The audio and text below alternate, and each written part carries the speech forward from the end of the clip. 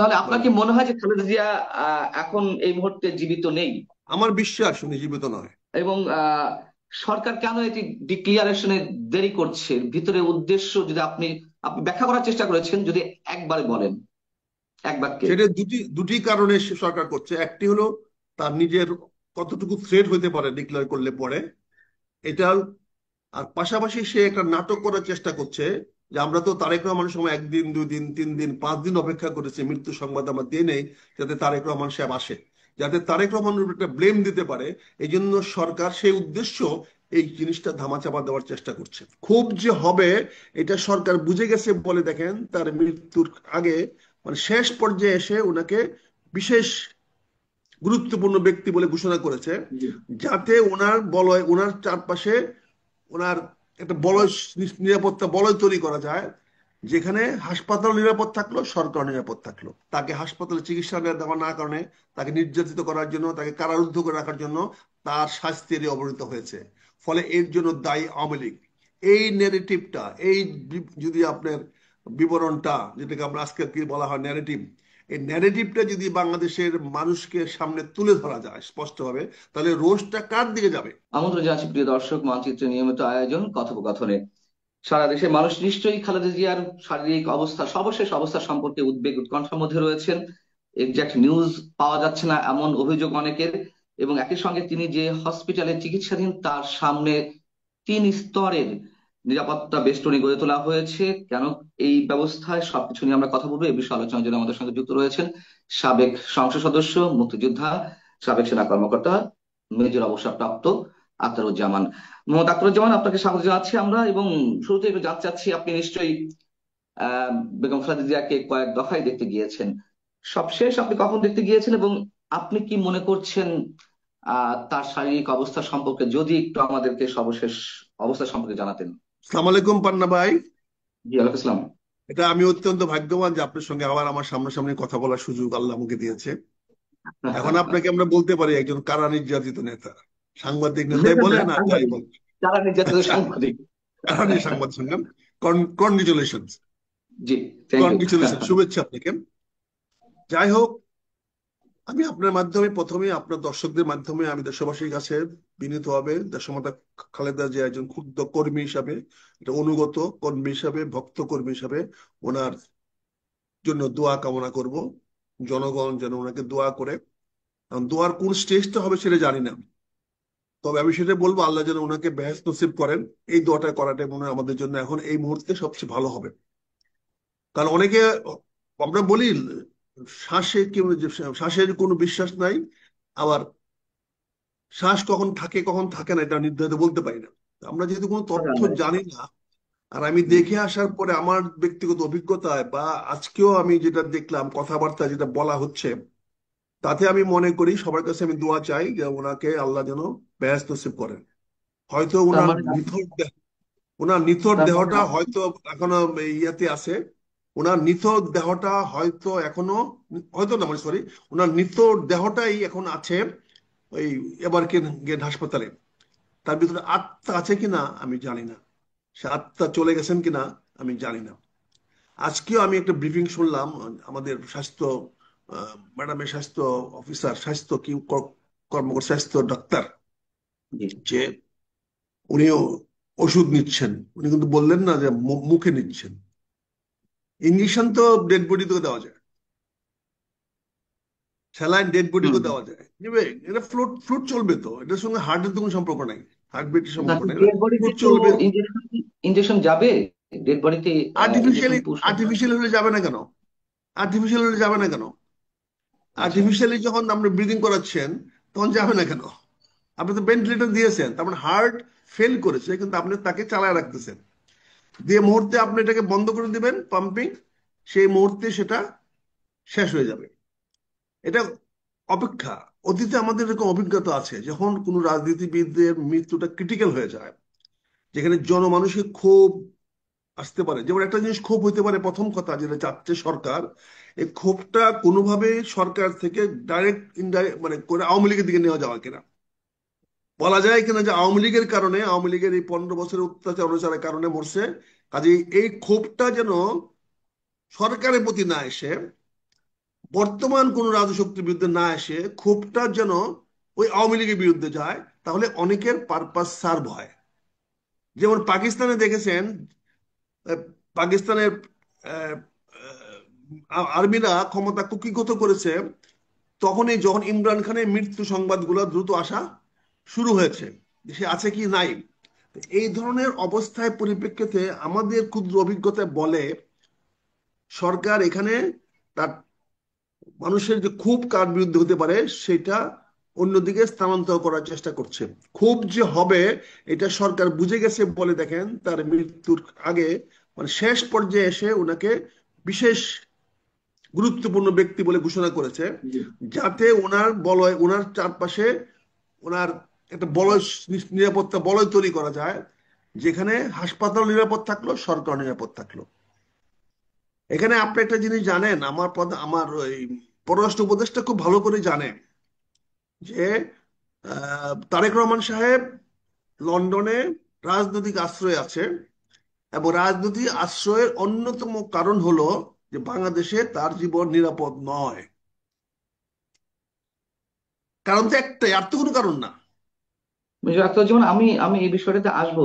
তার আগে যে প্রশ্নগুলো ছিল সেই প্রশ্নগুলোর উত্তর আপনি এরই মধ্যে খুব সংক্ষেপে দিয়ে দিয়েছেন আমার যেটি মনে হয়। তারপরে দর্শকের সুবিধার্থে আপনি যা বলার চেষ্টা করছেন আরেকটু সহজভাবে আমি একটু জানতে চাই এবং দর্শকদের উদ্দেশ্যে জানাতে চাই। আহ প্রথম প্রশ্ন হচ্ছে যে বেগম খালেদা জিয়ার এখন যে সর্বশেষ পরিস্থিতি তা আপনি আকার ইঙ্গিতে বুঝিয়ে দিয়েছেন। এখন সেই বিষয়টি নিয়ে কি আসলে কোনো লুকোচুরি হচ্ছে? এবং লুকোচুরি যদি হয়ে থাকে তাহলে কে করছে? এটা কি সরকার করছে? সরকার করে থাকলে তার মধ্যে কোনো রাজনীতি আছে কিনা, আমি এই প্রশ্নের উত্তরটা একটু চাচ্ছি। আপনি দেখেন, এই সরকারের অস্তিত্ব নির্ভর করতেছে দেশমাতা খালেদা জিয়ার শেষ ব্রিদিংয়ের উপরে। ওনার শ্বাস যতদিন চলবে ততদিন এই সরকার টিকে থাকার সম্ভাবনা থাকবে। হুম। কারণ এই শ্বাস বন্ধ হয়ে যাওয়ার পরে মানুষ বিক্ষোভে ফেটে পড়ে কিনা এটার একটা সম্ভাবনা রয়ে গেছে। এই জন্য এই সরকার জানে। আর এই সরকারের সঙ্গে আমাদের নেতা তারেক রহমান সাহেবের একটা ভেরি গুড আন্ডারস্ট্যান্ডিং আছে। আপনি দেখেন আজকেও এই আমাদের ডাক্তার জাহিদ সাহেব বলেছেন যে উপদেষ্টা সাহেবরা সবাই যোগাযোগ করতেছেন। উপদেষ্টা সাহেবরা যোগাযোগ করতেছেন, এটা বিএনপির পক্ষ থেকে বলার কি দরকার? ম্যাডামের পক্ষ থেকে বলার কি দরকার? তাহলে ওনাদের জন্য সাফাই গাচ্ছেন। অর্থাৎ আমি যে কথাটা বলছি, আক্রোশটা যাতে সরকারের দিকে না যায়। কারণ আক্রোশ তো মানুষের তৈরি হয়ে গেছে। কারণ উনি প্রথম দিন কেন প্রধান উপদেষ্টা আসলেন না? কেন প্রথম দিন তার মেডিকেল উপদেষ্টা, ডাক্তার উপদেষ্টা আসলেন না? মানুষের ক্রোধ কিন্তু তৈরি হয়ে গেছে যে অবহেলা করে, অবজ্ঞা করে দেশমাতা খালেদা জিয়াকে আজকে এই জায়গায় নিয়ে আসছে। আজকে দেখা যেখানে বলা হচ্ছে ওনাকে এখন যে কোনো সময় বিদেশে নেওয়া যাবে, তাহলে এই সিদ্ধান্তটা কেন 7 দিন 10 দিন আগে নেওয়া হলো না? 23 তারিখ, আজকে 3 তারিখ, প্রায় 11 দিন কেন নেওয়া হলো না? আর জি। এখন যদি নিতে পারে, তাহলে অপেক্ষা কার কারণের জন্য? ওনাকে যান বাঁচানোর জন্য, না এখন তারেক রহমান সাহেবের সিদ্ধান্ত অনুযায়ী? এখন তারেক রহমান সাহেবের সিদ্ধান্ত আমরা গেলাম না, কিন্তু কথা হচ্ছে যে তোমরা নিজেদের অবস্থাকে রক্ষা করার জন্য, মানুষের রোষ থেকে, মানুষের ক্রোধ থেকে বাঁচার জন্য, আপনি দেখেন ওনাকে দেখার জন্য আমার 3 বাহিনী প্রধান চলে গেলেন। তাতে কি মেসেজটা আমরা পেলাম? জনগণ কি মেসেজ পেল? যে সিচুয়েশন আন্ডার কন্ট্রোল।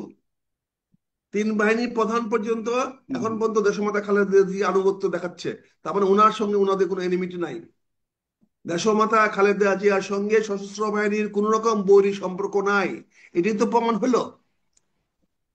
এই যারা প্রমাণ তো যারা আগেও যাহা হয়েছে। এই আগে প্রমাণ তো হইলেও আগেও কিন্তু, হয়েছে। আগেও হইলেও কিন্তু উনি তো একটা অভিযোগ আসছে যে 21 তারিখের প্রোগ্রামে উনি যাওয়ার কারণে ঠান্ডাটা ওনার প্রকট হয়েছে, এবং ওনার হার্টের উপরে এটা প্রচন্ড চাপ সৃষ্টি করেছে। এটা অনেকে বলা বলি করছেন যে 21 তারিখে, ফলে সশস্ত্র বাহিনী একটা ব্যাক ফুটিং এ চলে গেছিল। এখন যখনই ওনাকে বিশেষ বিবিআইবি ঘোষণা করা হয়েছে, বিবিআইবি ঘোষণা করার সঙ্গে সঙ্গে সশস্ত্র বাহিনী দায়িত্বশীলভাবে তাদের যাওয়া দরকার হয়ে গেছে। কারণ তখন এটা অফিসিয়াল হয়ে গেছে। Any VVIP of the country কে যে কোনো লোক অ্যাপ্রোচ করতে পারে। এতদিন শি ওয়াজ এ ওটা ঘোষণা না পলিটিক্যাল করলেও লিডার। তো ঘোষণা না করলেও তো তিন বাহিনী প্রধানেরা জি যেতেন। না, জি না, পান্না ভাই যেতেন না, যেতে তাই? পারতেন না। আচ্ছা আচ্ছা। এটা ঘোষণা করার আগে পর্যন্ত ছিলেন উনি বিএনপি নেতা। হ্যাঁ, বিএনপি নেতার বাড়িতে স্বাস্থ্য দেখার জন্য গেলে এটা অর্থ অন্যরকম হতো। কিন্তু আমরা তো জানি যে এর আগে সেনাপ্রধান গিয়েছেন, লাস্ট যদি গিয়েছেন লন্ডনে গেলেন দাওয়াত দিতে, করেছিলেন। গিয়েছেন বলে তো কন্ট্রোভার্সি হয়েছে, গিয়েছেন বলে তো কন্ট্রোভার্সি হয়েছে। কন্ট্রোভার্সি এটা হলে হলো অতটা বেশি ব্লেম সেনাপ্রধানের গায়ে সম্ভবত পড়েনি, তাই না? না, উনি যখন ধোয়া তুলসী পাতা। আপনারা তো উনাকে একটা ভালো মানুষ বানানোর চেষ্টা করতেছেন। উনি ভালো না, আমি মানুষ। এটাই উনি আমি সেটা দেশটাকে বলছি। শান্তিতে রাখতেছেন। উনি দেশ শান্তিতে রাখতেছেন, আমি ধন্যবাদ জানাই। উনি সশস্ত্র বাহিনীকে অত্যন্ত শৃঙ্খলার মধ্যে রাখছেন এবং পলিটিক্যাল গেমে উনি আসতেছেন না। উনি পলিটিক্যাল গেমের বাইরে যাচ্ছেন। কিন্তু কালকে আমি কেন বলছি যে এটা সশস্ত্র বাহিনীকে বাধ্য করেছে প্রধান উপদেষ্টা মহোদয় যে এখন আপনারা যান, আমি তো বিবিআই ঘোষণা করে দিচ্ছি, অর্থাৎ এই সরকারে উনি একজন বন্ধু মানুষ, এই সরকারের একটা অংশ করে নিলেন ওনাকে। বিবিআইপি ডিক্লারেশন মানেটা কি? হি ইজ, সে একটা গভর্নমেন্টের সরকারের বিশিষ্ট ব্যক্তি, রাষ্ট্রের বিশিষ্ট ব্যক্তি। দেখ, কাজে সে আমি এই বিশিষ্ট জায়গাতে বলতে ব্যক্তিকে বলতে দেখার চাই জন্য যে কেউ যেতে পারে। যে বলেন। আমি প্রশ্নের আরো একটু উত্তরটা নিলে তাহলে মানে অডিয়েন্সে বুঝতে সুবিধা হবে। শেষ পর্যায়ে এসে যখন তার শারীরিক অবস্থা নিয়ে মানুষ উদ্বিগ্ন, সর্বোচ্চ চিকিৎসা ব্যবস্থা প্রয়োজন, শেষ মুহূর্তে এসে যে এসএসএফ নিয়োগ করা হলো, তার আগে ভিভিআইপি ঘোষণা করা হলো, এটার মধ্যে কোনো ধরনের কোনো রহস্য আপনি নিশ্চয়ই খুঁজে পাচ্ছেন এবং সেটাই বলার চেষ্টা করছেন। সেই রহস্যটা আসলে কি, বা এটা কি কোনো নাটকের অংশ কিনা? আমি তো কয়েকবার আপনাকে বললাম রহস্য আছে বলে তো, সরকার নিজেকে বাঁচানোর জন্য, সরকার নিজেকে জনরোষ থেকে বাঁচানোর জন্য এই হুম, ব্যবস্থা নিয়েছে। না হলে এই আচ্ছা। সরকারের প্রতি জনরোষ তৈরি হবে। আপনি বলছেন যে প্রথম থেকে তাকে বিদেশে নেওয়ার ব্যবস্থা হলো না কেন? প্রথম অবস্থাতেই প্রধান উপদেষ্টা সেখানে গেলেন না কেন? এই জায়গাগুলো থেকে এই সরকার এটি করার চেষ্টা করছে। তো এটি তো বিদেশে নেওয়ার আহ, উদ্যোগটা তো বিএনপির পক্ষ থেকে নেওয়া হবে, বা তার পরিবারের পক্ষ থেকে দাবিটি বা অনুরোধটি উত্থাপন করা হবে। এটি সরকার কেন করবে আগে থেকে? ওনারা কেন নিবে? উনি বিবিআইপি, উনি একজন বিশিষ্ট ব্যক্তি। উনাকে হাসপাতালে ভর্তি হয়েছে, সরকারি কোনো নৈতিক দায়িত্ব নাই। দেশের একটা বিএনপির কে ঘাড়ে কেন দিচ্ছেন? বিএনপি কেন বিদেশে নেওয়ার ঝুঁকি নেবে? বিএনপি কি সেরকম ফেসিলিটিস আছে? BNP can facilitate that? BNP পারবে সেটা করতে? কাজে এটা কেন আপনার উদুর পিন্ডি বুদুর ঘাড়ে দেওয়ার চেষ্টা করছেন? এটা সরকারের একমাত্র রেসপন্সিবিলিটি, দায়িত্ব। ডক্টর ইউনূস সরকারের দায়িত্ব দেশমাতা খালেদা জিয়া সুচিকিৎসা করানোর জন্য। দেশের যে কোনো নাগরিকের চিকিৎসা নিশ্চিত করার দায়িত্ব বাংলাদেশ সরকারের, এবং বাংলাদেশ সরকারের প্রধান ডক্টর মোহাম্মদ ইউনূস। এটা ওনার ব্যক্তিগত দায়িত্ব না, উনি রাষ্ট্রীয় দায়িত্ব, উনি সরকারের দায়িত্ব। সেই দায়িত্ব পালন করতে উনি চরমভাবে ব্যর্থ হয়েছেন। ফলে ওনার উপরে জনরোষ পড়তে পারে, জনগণের আক্রোশ বাড়তে পারে। দেশমাতা খালেদা জিয়ার মৃত্যুর পরে কি হইতে পারে এটা এখনো সবাই অ্যাজুম করতেছে, এখন সিদ্ধান্ত নিতে পারতেছে না। তাই দেরি হচ্ছে, তাই বিষয়টা প্রকাশ করতে দেরি হচ্ছে। এখানে সরকার নিজেকে রক্ষা করার জন্যই সেনাবাহিনীকে ডেকেছে, নৌবাহিনীকে ডেকেছে, বিমান বাহিনীকে ডেকেছে। সেখানে বিবিআইপি ডিক্লেয়ার করেছে, সেখানে 3 স্টেজের 3 লেয়ারের সিকিউরিটি অ্যারেঞ্জমেন্ট করা হয়েছে। কাজে এটা তো বোঝাই যাচ্ছে যে এটা জনরোষ থেকে রক্ষা করার জন্য সরকার তার দায়িত্ব এড়ানোর জন্য করছে। ওই প্রশ্নটি আমার ছিল। আমি ভূমিকাতে বলছিলাম যে তিনি যে হসপিটালে চিকিৎসাধীন বা এখনো পর্যন্ত আছেন, সেই হসপিটালের সামনে 3 স্তরে নিরাপত্তা বেষ্টনী গড়ে তোলা হয়েছে। এই যে 3 স্তরে নিরাপত্তা বেষ্টনী গড়ে তোলা হয়েছে, অনেকে বলছে আম, আহ, তারেক রহমান সাহেব যে কোনো সময় আসবেন, এই জন্য আগে থেকে নিরাপত্তা ব্যবস্থা গড়ে তোলা হয়েছে। আসলে কি বিষয়টি তাই, নাকি আপনি যা বলছেন সেটি? ভাই আপনি একটা গুজব ছড়াচ্ছেন আপনার প্রশ্নের মাধ্যমে। তারেক গুজব রহমান না, আসতে যা হলে, মানুষ বলছে, তারেক সমান মানুষ যা আসতে হলে বলছে। তিন, তারেক সমান আসতে হলে তো 3 স্তর বসাইতে হবে বিমানবন্দরে প্রথম। হুম। তারপরে বিমানবন্দরে বানাবে, তারপরে উনি রওনা দিবেন, তখন 12 ঘন্টা 24 ঘন্টা আসবে। 24 ঘন্টার আচ্ছা। মধ্যে 3 স্তর কেন, 7 স্তর নিরাপত্তা দেওয়া যাবে। এগুলা কিছু লোক উদ্দেশ্য প্রণোদিত ভাবে প্রপাগান্ডা করার জন্য, তার হুম হুম। বিরুদ্ধে, তারেক রহমানের বিরুদ্ধে প্রপাগান্ডা করার জন্য, এই বিষয়টা তারেক রহমানের কাঁধে চাপিয়ে দেওয়ার জন্য অত্যন্ত উদ্দেশ্য প্রণোদিতভাবে এই এইগুলা, এই গুজবগুলা বা এই ধরনের কথাগুলা বাজারে ছড়াচ্ছে। এটা নিন্দনীয়। মূল কথা হলো এই সরকার নিজেকে বাঁচানোর জন্য এই 3 স্তরের সিকিউরিটি বা নিরাপত্তা ব্যবস্থা করেছে। তার মানে আহ আমরা যেটা আশা করি না তেমন কিছুই ঘটে গেছে খালেদা জিয়ার, এবং সেটি লুকানোর এক ধরনের চেষ্টা চলছে এখনো পর্যন্ত, বা দেরিতে ঘোষণা দেওয়ার চেষ্টা হচ্ছে। বিষয়টি সরাসরি বললে এরকমই বোঝায় আর কি। আমাকে প্রশ্ন করলেন না, আপনি স্টেটমেন্ট কনফার্ম করতে বললেন? না, আমি কনফার্ম করছি, আমি আমি আসলে আমি কনফার্ম হতে জানি না, চাইছি যে আপনার সোর্সটা আমি জানি না, আপনি আমাকে প্রশ্ন করলে বলতে পারি। কাট কাট প্রশ্ন করি। তাহলে আপনার বলেন। কি মনে হয় যে খালেদা জিয়া এখন এই মুহূর্তে জীবিত নেই? আমার বিশ্বাস উনি জীবিত নয়। এবং সরকার কেন এটি ডিক্লিয়ারেশনে দেরি করছে, ভিতরে উদ্দেশ্য যদি আপনি আপনি ব্যাখ্যা করার চেষ্টা করেছেন, যদি একবারে বলেন, এক বাক্যে। সেটা দুটি দুটি কারণে সে সরকার করছে। একটি হলো তার নিজের কতটুকু থ্রেট হতে পারে ডিক্লেয়ার করলে পরে, এটা। আর পাশাপাশি সে একটা নাটক করার চেষ্টা করছে যে আমরা তো তারেক রহমানের সময় 1 দিন 2 দিন 3 দিন 5 দিন অপেক্ষা করেছি, মৃত্যু সংবাদ আমরা দিয়ে নেই যাতে তারেক রহমান সাহেব আসে, যাতে তারেক রহমানের উপর একটা ব্লেম দিতে পারে। এই জন্য সরকার সেই উদ্দেশ্য এই জিনিসটা ধামাচাপা দেওয়ার চেষ্টা করছে। আপনি আপনার কথার মাঝখানে শুরুর দিকে একটা কথা বলছেন যে আওয়ামী লীগের উপর দোষ চাপানোর জন্য, বা মানুষের ক্ষোভ ক্রোধটা গিয়ে যাতে আওয়ামী লীগের উপর গিয়ে পড়ে, সেই সেরকম একটি চেষ্টাও সরকারের রয়েছে। এটি কেমন, একটু ব্যাখ্যা করবেন? এটি কিন্তু স্বাভাবিক, কারণ এই সরকার বলছে তারেক রহমানকে দেশে আসার কোন রকম সরকারি বিধি বাধা নিষেধ নাই। তাহলে কবে বাধা নিষেধ ছিল? অবশ্যই আওয়ামী আচ্ছা। লীগ সরকার আমলে বাধা নিষেধ ছিল। তাহলে এই বাধা নিষেধের এই পরিবেশ সৃষ্টি করেছে কে? আওয়ামী লীগ সৃষ্টি করেছে। ফলে এর দায় দায়িত্ব আওয়ামী লীগকে নিতে হবে। আজকে দেশমাতা খালেদা জিয়াকে 15 বছর ধরে কে কষ্ট দিয়েছে, কে নির্যাতন করেছে, কে চিকিৎসা তাকে ডিনাই করেছে, এই কথাটা যদি সামনে নিয়ে আসা যায় তাহলে কি হবে? তারা বলতেছে এই ডিটোরেশন, তার স্বাস্থ্যের ডিটোরেশন এই কয়দিন হয় নাই, এটা দীর্ঘমেয়াদী তার উপরে অত্যাচার অনাচার অবিচারের কারণে, তাকে হাসপাতালে চিকিৎসা দেওয়া না কারণে, তাকে নির্যাতিত করার জন্য, তাকে কারারুদ্ধ করে রাখার জন্য তার স্বাস্থ্যের অবনতি হয়েছে। ফলে এর জন্য দায়ী আওয়ামী লীগ। এই নেগেটিভটা, এই যদি আপনার বিবরণটা, যেটাকে আমরা আজকে কি বলা হয় ন্যারেটিভ, এই ন্যারেটিভটা যদি বাংলাদেশের মানুষকে সামনে তুলে ধরা যায় স্পষ্টভাবে, তাহলে রোষটা কার দিকে যাবে?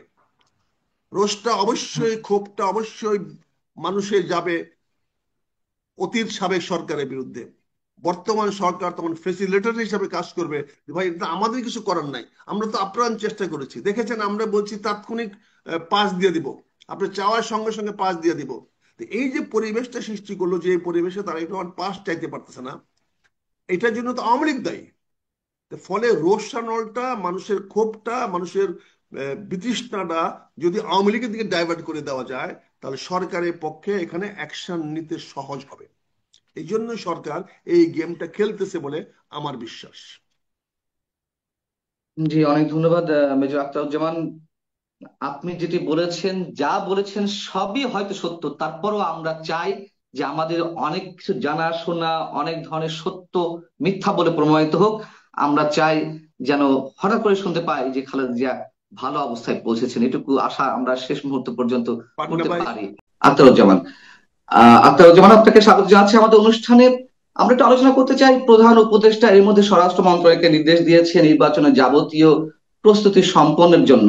আবার এই বিষয়ে যখন প্রধান উপদেষ্টা প্রেস সচিব ব্রিফ করলেন গণমাধ্যমকে, নানানভাবে খবরটি আমাদের সামনে এসেছিল, এক ধরনের বিভ্রান্তি তৈরি হয়েছিল যে ডিসেম্বরের মধ্যে নির্বাচনের প্রস্তুতি, অর্থাৎ নির্বাচনের জন্য ডিসেম্বরের মধ্যে প্রস্তুতি নাকি ডিসেম্বরের মধ্যে নির্বাচন, এই ধরনের একটি কনফিউশন তৈরি হয়েছিল।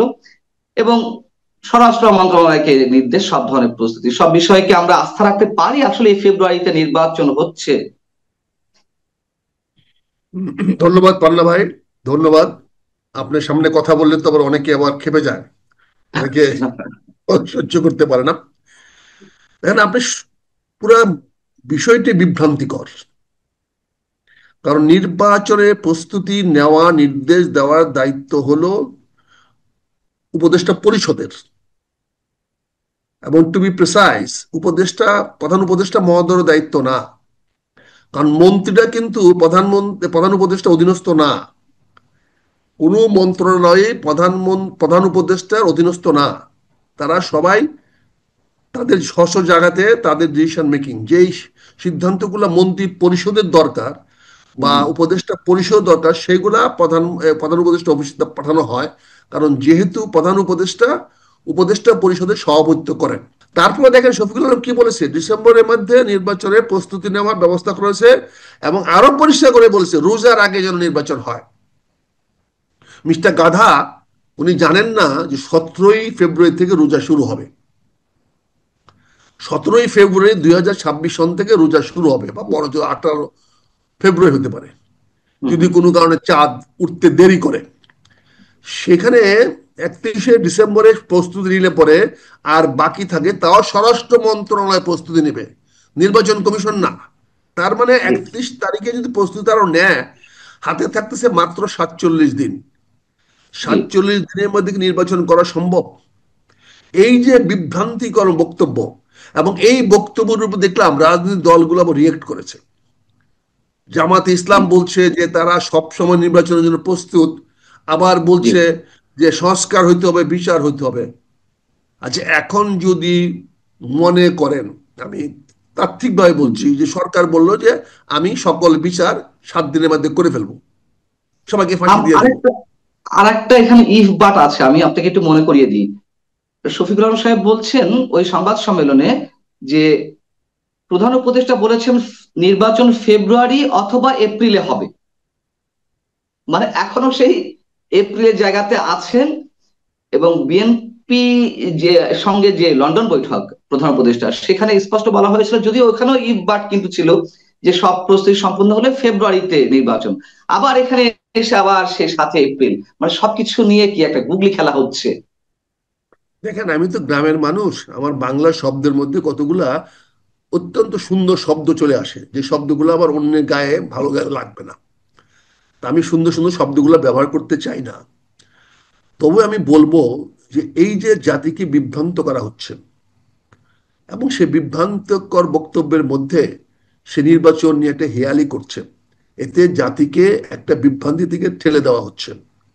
আপনাকে আমি বলেছিলাম, গত তারিখেও একটা আলোচনায় বলেছিলাম যে রাষ্ট্রটাকে, জনগণকে একটা বিভ্রান্তির দিকে ঠেলে দেওয়া হচ্ছে, একটা ভয়াবহ অবস্থার দিকে ঠেলে দেওয়া হচ্ছে। সে জানান দিল 17,000 পুলিশ নেওয়া হয়েছে।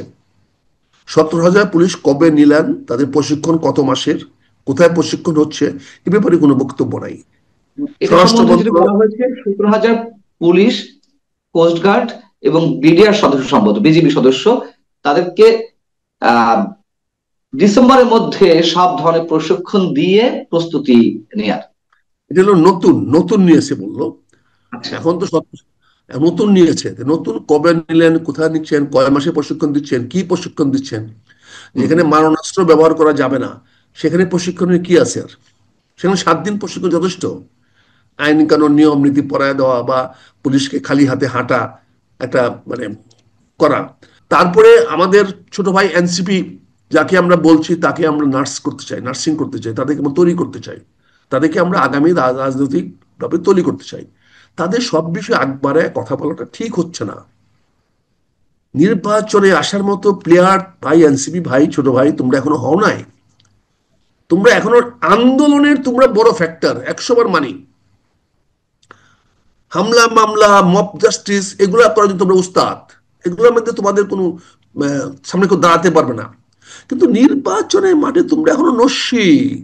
তোমরা জেলায় জেলায় ঘুরে বেড়াচ্ছ, দেখতেছো না কতজন লোক তোমাদের সঙ্গে আসতেছে, কতজন লোক তোমার সঙ্গে যাচ্ছে। তারপরে শুরু করছো কাঁঠাল খাইয়া। কাঁঠাল খাইয়া তোমরা যদি করো, তারপরে ভারতের সীমান্তে গিয়ে ভারতকে তোমরা থ্রেট করো, তবে আমি মনে করি, আমার বিশ্বাস, শফিকুল আলম সাহেব দেশে একটা গৃহযুদ্ধ বাঁধানোর জন্য পায়তারা করতেছেন, এবং গৃহযুদ্ধটা হবে সম্পূর্ণ ভারতের ইন্ধনে, ভারতের প্ররোচনায়, ভারতের স্বার্থে। কারণ শেখ হাসিনাকে আবার বাংলাদেশে পুনর্বাসিত করতে হলে বাংলাদেশে একটা বড় ধরনের গন্ডগোল দরকার।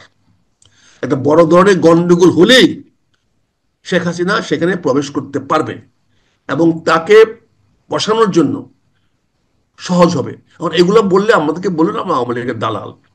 না, আমরা নিজেরা যদি তাই হয়, আমি যদি একটু প্রশ্ন করি, যদি তাই হয় ভারত এটি চাইছে বা শেখ হাসিনা এস্টাবলিশমেন্টের যদি এটি প্রয়োজন, তাহলে এটা যদি অন্য সবাই বুঝতে পারে, এটা কি শফিকুল আলম সাহেবরা বুঝতে পারছেন না যে তারা কোন শফিকুল ফাঁদে পা দিচ্ছে, এবং যে মব ভায়োলেন্সের শফিকুল সৃষ্টি হচ্ছে, একটা অস্থিতিশীল অবস্থা, চরম একটা অস্থিতিশীল অবস্থা, তাতে তো সেই দিকে আপনি যেটা মন্তব্য করছেন যে গৃহযুদ্ধের দিকে যাচ্ছে দেশ, তারা তো সেদিকেই নিয়ে যাচ্ছে। তাহলে তারা কেন একটু বুঝতে পারছেন যে এই অবস্থা সৃষ্টি হলে, এরকম একটা আনরেস্ট তৈরি হলে তাতে তৃতীয় পক্ষর সুবিধা হবে? খুব সুন্দর কথা বলেছেন। তৃতীয় পক্ষটা কে? আপনি যাতে কথা বলছেন, তৃতীয় পক্ষ যদি আমার পক্ষ আওয়ামী লীগ হয়ে থাকে, হ্যাঁ, তৃতীয় পক্ষ জি, যদি আমার পক্ষ হয়ে থাকে, আমি আচ্ছা, যদি চাই তৃতীয় পক্ষ আসুক, তৃতীয় পক্ষ আসলেই আমি সেফ থাকবো, আমি সেফ এক্সিট পাবো। কারণ যেহেতু বুঝতে পারছি। প্রথম, একটু ক্লিয়ার করুন। এখন মনে করেন যদি আজকে দুইটা পক্ষে বিবাদ লাগে, হুম, হুম। দুজনে কেউ আমার পক্ষে না, ধরুন আওয়ামী লীগ, বিএনপি আমার পক্ষে না, আহ, জামাত বা এনসিপি আমার পক্ষে না, তাহলে এই দুই পক্ষের যে জয়লাভ করুক, তাতে আমার কি লাভ হবে? আমার কি ফায়দা হবে? হুম, হুম। অথচ আমি যদি দুই পক্ষকে লাগিয়ে দিয়ে যদি আমি তৃতীয় পক্ষ আওয়ামী লীগকে লাভবান করতে পারি, তাহলে আওয়ামী আমি লীগ তো সেটাই আমাকে বলছি। রক্ষা করবে, আওয়ামী লীগ আমি তো আমাকে সেটাই রক্ষা বলছি। করবে। আচ্ছা, এটা আচ্ছা, আচ্ছা। সিম্পল খেলা, এটা হুম, সিম্পল হুম। খেলা, এটা সিম্পল খেলা। কারণ আমি তখন বলতে পারবো যে ভাই তোমাকে তো আমি আনছি। দেখেন, তিনটা ঘটনা খুব দ্রুত ঘটে গেছে গত কয়েক মাসে। একটি ঘটনা হলো, এই সরকার কোনো ভালো বাজেট দিতে পারে নাই, জনগণের প্রত্যাশা অনুযায়ী বাজেট দিতে পারে নাই। দ্বিতীয়ত হলো, মরার উপরে খাড়া ঘা, মার্কিন যুক্তরাষ্ট্রে শক্তি দিয়ে এই সরকার টিকে থাকার একটা বাহানা দেখাচ্ছিল। মার্কিন সরকার এই সরকারকে আনছে, সেই মার্কিন সরকার 25-35% ট্যারিফ বসিয়ে দিয়েছে, শুধু না, বলছে এটা নিয়ে কোনো আলোচনা করবে না, এটা নিয়ে আলোচনার কোনো স্কোপ নাই, এটা হবে, তোমরা পালন করো, পালন করে আমেরিকার সঙ্গে ব্যবসা বাড়াও, আমেরিকাতে আসো, এখানে ব্যবসা বাণিজ্য করো, অথবা আমেরিকার দ্রব্যের ট্যারিফ কমাও। যদি এছাড়া অন্য কারোর সঙ্গে কথা বলো, এমনকি কারোর সঙ্গে কথা বলতে যাও, তাহলে পানিশমেন্ট দিবে সে। এখানে তাহলে আপনি দেখেন, এই ধরনের চাপের মুখে কেন রাখছে? এই সরকার তো মার্কিন সমর্থনেই টিকে আছে, এটা ওপেন সিক্রেট। হ্যাঁ, এখন এটা মার্কিন সমর্থনে, বাইডেনের সমর্থনে আসছিল, বাইডেনের ডেমোক্রেটদের সমর্থনে আসছিল। যেমন আপনি বলতে ট্রাম্প চাচ্ছেন ইজ এ ডিফারেন্ট। ট্রাম্প প্রশাসন এই সরকারকে পূর্ণ সমর্থন দিচ্ছে না? কেমনে করবে? ট্রাম্পের এগেনস্টে ইউনূস সাহেব চাঁদা দিয়েছে, হিলারি ক্লিন্টনের নির্বাচন করেছে, সে ডেমোক্রেটদের সঙ্গে তাদের উঠা বসা, হিলারি ক্লিন্টন বা ক্লিন্টনের সঙ্গে তার উঠা বসা, সে ট্রাম্প তো জাত শত্রু, সে কেন দিবে? আপনি দেখেন নিউ ওই ইয়র্কের ওই হিসেবগুলো মেয়র, আমাদের এখানে রাজনীতির মধ্যে চর্চা থাকে, এই ধরনের হিসেব। মার্কিন মূল্যকেও কি এই ধরনের হিসাব তারা রাজনীতির ক্ষেত্রে বিবেচনায় রাখে? আরে ওরা তো মানুষ। আপনি দেখেন না ট্রাম্প কি বলছে, সে ওই যে মেয়র, যে জনপ্রিয় মেয়র হয়ে যাচ্ছে নিউ ইয়র্কে, তাকে আমেরিকাতে বের করে দেবে। সে কি বলছে, পরিষ্কার বলছে তাকে আমেরিকাতে ডিপোর্ট করে দেবে। কেন?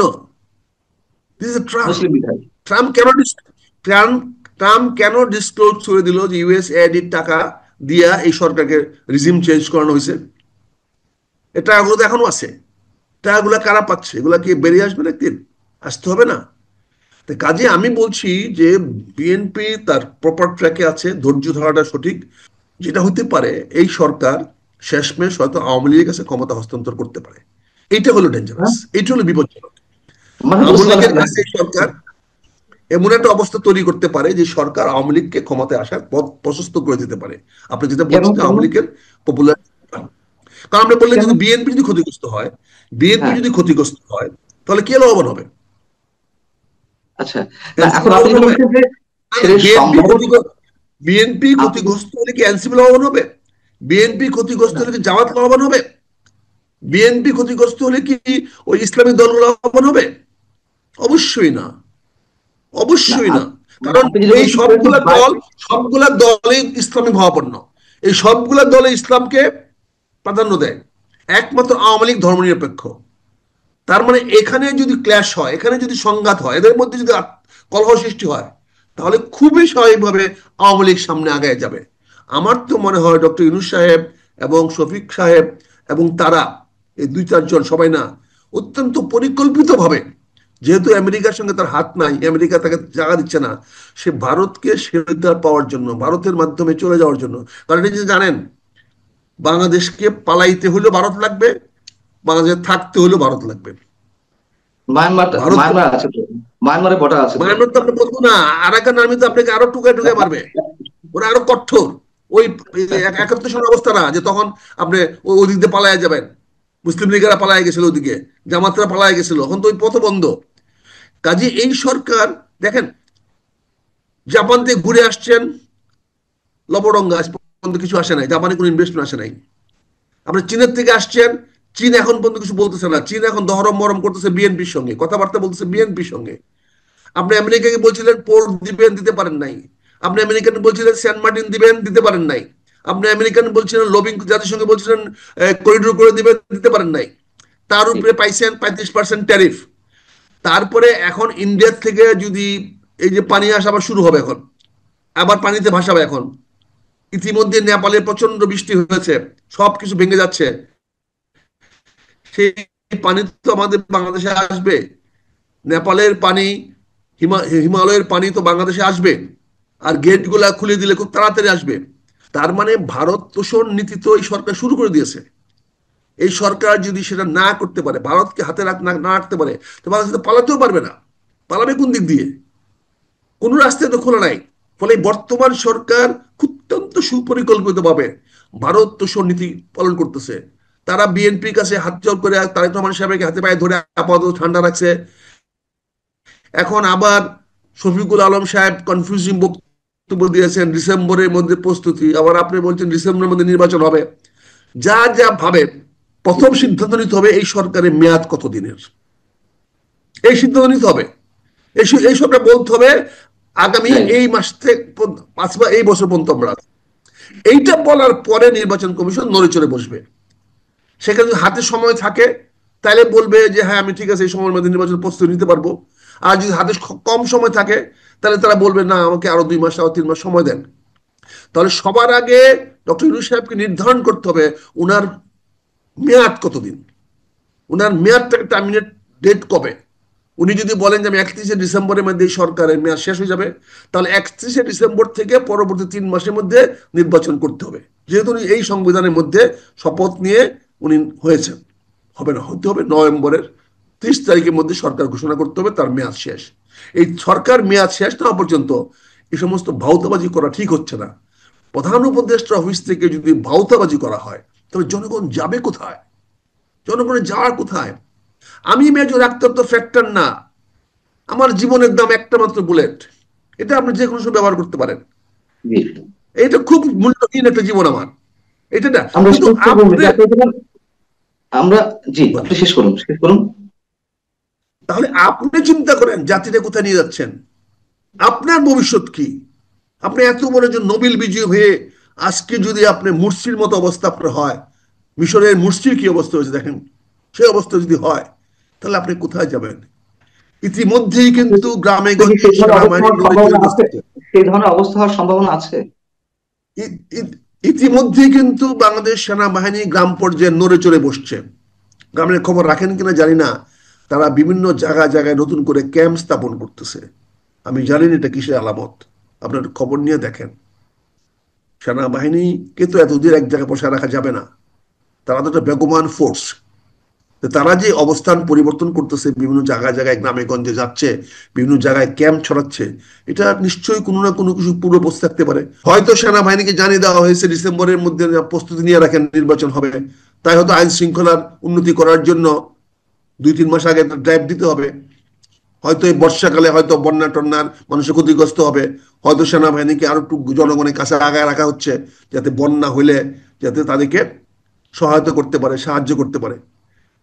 কাজে বিষয়গুলো কিন্তু এইভাবে ধরে নেবো, আমরা শুধু এইভাবে ধরে নেবো নাকি এর পাল্টা কিছু ভাববার অবকাশ আছে যেটা বলছিলেন? আমি সবকিছু পজিটিভ ভাবি। আচ্ছা, আমার প্রশ্ন হচ্ছে যে আপনি বলছেন যে ভারতের প্ররোচনায় আমি ভাইয়া বলি, আমি যদি বাধ্য না হই আমি কিন্তু কামড় দিই না, আমি চুমা দিই। জি, সেটা হওয়া উচিত। আমার আমরা প্রায় শেষ পর্যায়ে। আপনি যেটা বলছেন যে ভারতের প্ররোচনায় বর্তমান সরকার এখন বাধ্য হচ্ছে অনেক কিছু করতে, হয়তো একটা চরম অস্থিতিশীল অবস্থা কিংবা ভয়াবহ দিকে কিংবা গৃহযুদ্ধের মতো পরিস্থিতি তৈরি করতে পারে। এটা করে তাদের আসলে লাভ কি? তারা শুধুমাত্র সেফ এক্সিটের জন্য এটা করছে, আর এটা ছাড়া কি তাদের সেফ এক্সিটের আর কোনো পথ নেই? কোথায় পথ আছে বলেন? আগামীতে সরকার গঠন করার সম্ভাবনা এখন পর্যন্ত যার ম্রিয়মান যা কিছুটা আছে সেটা বিএনপি। বিএনপির সঙ্গে তুমি তাহলে বসতে হবে। আর বিএনপি যদি নির্বাচনে আসার কথা বলে এবং বিএনপির সঙ্গে কথা বলে নির্বাচন দিতে যায়, তাহলে ধরে রাখেন, স্পষ্ট ধরে রাখেন, জামাত মানবে না, এনসিপি মানবে না, তাহলে নির্বাচন হবে না। তার নির্বাচন করতে হলে উনি সবাইকে নিয়ে ঐক্যতে আসতে হবে। তো ঐক্যমত সম্ভব হবে না। তো এখন এর সম্ভব যখন হবে না, জি না সম্ভব যখন হবে না, তখন উনি কারো না কারো শক্তিতে নির্বাচনের তারিখ ঘোষণা করে দেবে, এবং সেই শক্তি বলে তখন আওয়ামী লীগও নির্বাচনে চলে আসবে, স্বতন্ত্র নামে হোক, আওয়ামী লীগের নামে হোক।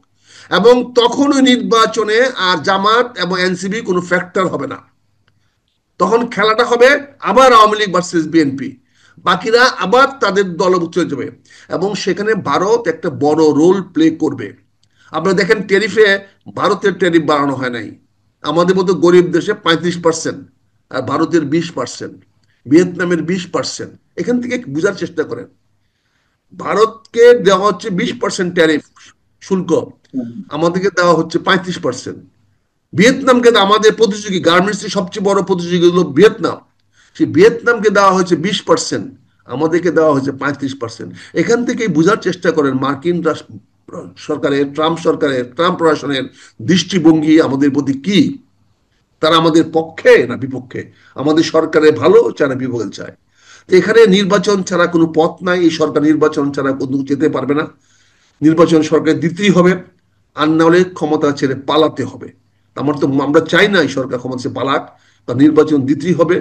এই নির্বাচন দিতে হলে যত দেরি করবে ততই নির্বাচনটা আওয়ামী লীগের পক্ষে যাবে, ততই নির্বাচনে ভারতের প্রভাব বাড়বে, ততই নির্বাচনে ওই যতই আমরা ভারতকে গালাগালি গালাগালি করব, যতই ভারতের বিএসএফ কে খুনি বলবো, ততই আমাদের বিরুদ্ধে ভারতীয় জনমত তৈরি করতে ভারতীয় সরকারের জন্য ভালো হবে।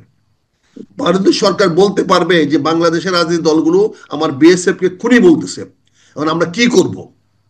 অবশ্যই ভারতীয় জনমত আমাদের পক্ষে আসবে না, অবশ্যই ভারতের জনগণ মোদী সরকারের পক্ষে যাবে, অবশ্যই মমতা ব্যানার্জির পক্ষে যাবে।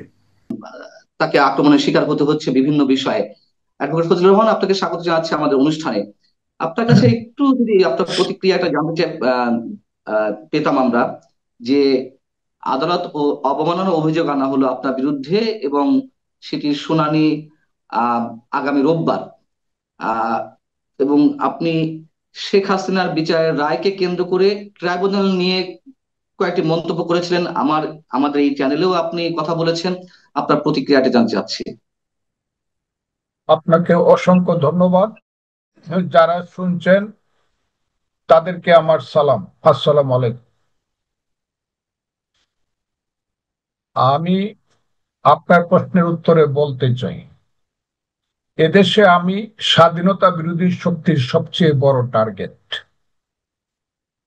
এবং এটা আমি সবাইকে বলছি, টেলিভিশনে বলেছি, টক শোতে বলেছি, ইউটিউবে বলেছি, লেখায় বলেছি, সাক্ষাৎকারে বলেছি, যে স্বাধীনতা বিরোধী শক্তি আমাকে টার্গেট করেছে প্রধানত, এবং সেই স্বাধীনতা বিরোধী শক্তির মূল শক্তির নাম হলো জামাত শিবির। কাজেই আমার আরো বিড়ম্বনা আমাকে সহ্য করতে হবে, এবং আমি জানি সর্বশেষে সত্যের জয় হবে, এবং আমি একজন মুক্তিযোদ্ধা, মুক্তিযুদ্ধের জয় হবে। এই যে কোর্ট সম্পর্কে যে কথাটা আমি বলেছি, এটা শুধু 23শে নভেম্বর বলি নাই। আমি কথাটা প্রথম যেদিন কোর্ট কনস্টিটিউট হয়েছে সেদিন থেকেই বলেছি, যে এই কোর্ট যেটা সৃষ্টি হয়েছিল যুদ্ধাপরাধী গোলাম আজম, নিজামী, মুজাহিদ সাহেবদের বিচার করার জন্য। যুদ্ধ অপরাধী, কোন যুদ্ধ অপরাধী?